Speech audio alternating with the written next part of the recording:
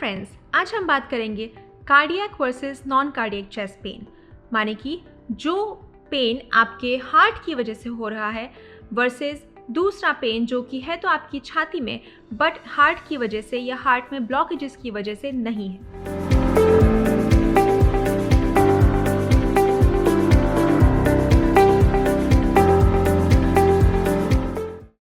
तो हम कुछ ऐसे स्पेसिफिक क्वालिटीज़ को देखते हैं जिससे हम cardiac versus non cardiac chest pain को डिफ्रेंशिएट कर सकते हैं। सबसे पहली बात आती है कि पेन किस टाइप का है। जो कार्डियक चेस्ट पेन होता है या हार्ट से आने वाला चेस्ट पेन होता है उसे यूजुअली पेशेंट्स डिस्क्राइब करते हैं एक डीप प्रेशर के जैसा, जैसे कि एक हाथी हमारी छाती पर बैठा हुआ है या फिर एक भारी भरकम कोई भी चीज़ हमारी छाती पर रखी हुई है। इस तरीके से कार्डियक चेस्ट पेन को लोग एक्सप्लेन करते हैं। ऑन दी अदर साइड, अगर आपका नॉन कार्डियक चेस्ट पेन है किसी भी और चीज़ से रिलेटेड जो कि हार्ट से रिलेटेड नहीं है, तो उसको डिस्क्राइब करते हैं यूजुअली ऐसे स्टैबिंग या फिर शार्प पेन या फिर डिफ्यूज पेन। अगेन, कई लोगों में ये दोनों सिम्टम्स इंटरमिंगल हो सकते हैं, ओवरलैप हो सकता है। तो जो भी हम बातें करेंगे इसमें से कुछ भी अकेले एक डायग्नोसिस बनाने के लिए काफ़ी नहीं है।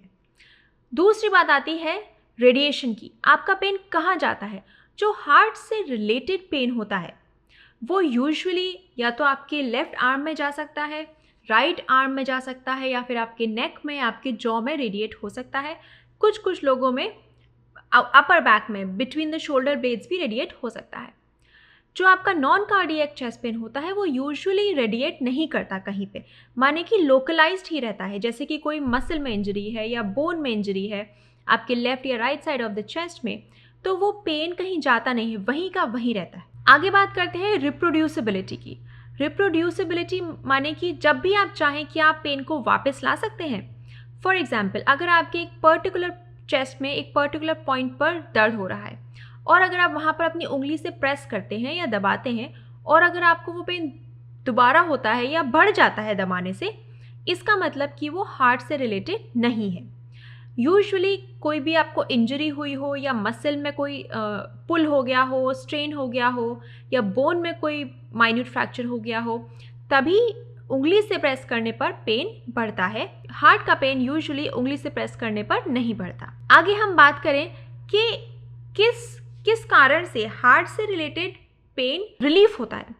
तो जो हार्ट से रिलेटेड पेन होता है वो रिलीफ होता है रेस्ट करने से, या फिर एक मेडिकेशन जो नाइट्रोग्लिसरीन आती है जो ब्लड वेसल्स को डायलेट करती है, उसको अपने जीभ के नीचे रखने से। जबकि जो नॉन कार्डियक चेस्ट पेन होता है उसका रिलीफ हो जाता है टाइलेनॉल से या आइबुप्रोफेन से यूजुअली। बट हार्ट का जो चेस्ट पेन होता है वो यूजुअली टाइलेनॉल से या फिर आइबुप्रोफेन से रिलीफ नहीं होता। इसके बाद बात करें कि क्या ऐसी चीज़ है जो उस पेन को लेकर आती है, क्या करने से वो पेन बढ़ता है। अगर आपकी वॉकिंग करने से, एक्सरसाइज करने से, चलने से, फिरने से वो पेन बढ़ता है और एक्सरसाइज रोक देने से पेन ख़त्म हो जाता है, इसका मतलब वो पेन हार्ट से रिलेटेड हो सकता है। अगर नॉन कार्डियक चेस्ट पेन की बात करें तो वो कभी भी हो सकता है, भले आप बैठे हो या खड़े हो या एक्सरसाइज कर रहे हो या एक्सरसाइज नहीं कर रहे हो, इससे कुछ भी मतलब नहीं है। अगर आपको पेन कभी भी हो सकता है तो लेस लाइकली है कि वो कार्डियक चेस्ट पेन है, क्योंकि कार्डियक चेस्ट पेन यूजुअली बहुत ही प्रिडिक्टेबल होता है।